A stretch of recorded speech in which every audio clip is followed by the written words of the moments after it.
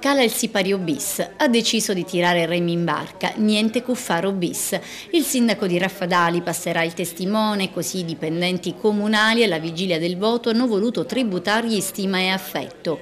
Non mi aspettavo sicuramente che i dipendenti organizzassero questa manifestazione.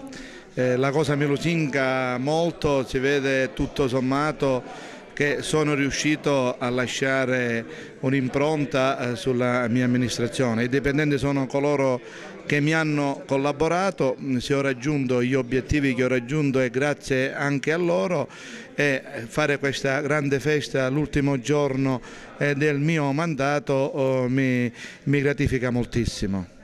Silvio Cuffaro ha amministrato Raffadali per 5 anni, un bilancio positivo nell'interesse dei cittadini assicura, ma per lui cominciano già a scorrere i titoli di coda, ecco il suo stato d'animo. Ma guardi, lo stato d'animo di un uomo che si toglie dalle spalle un peso pesante, perché fare il sindaco oggi significa assumersi molte responsabilità e non avere in contraccambio le risorse necessarie per far fronte a tutti gli impegni o a tutte le competenze che un'amministrazione locale ha.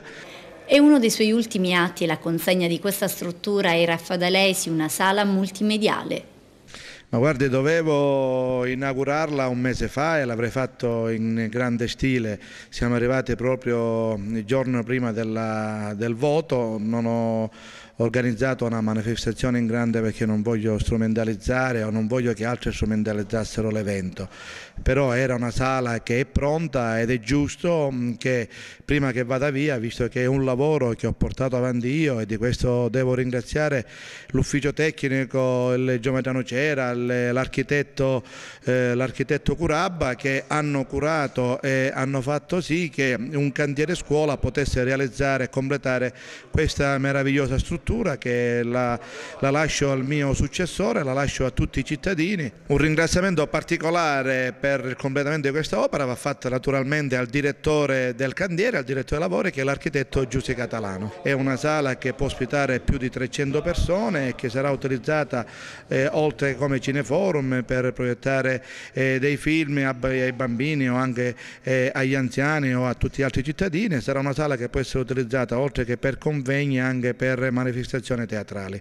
Lunedì sera si conoscerà il suo successore e a lui, Silvio Cuffaro, non si sente di dire altro che buona fortuna.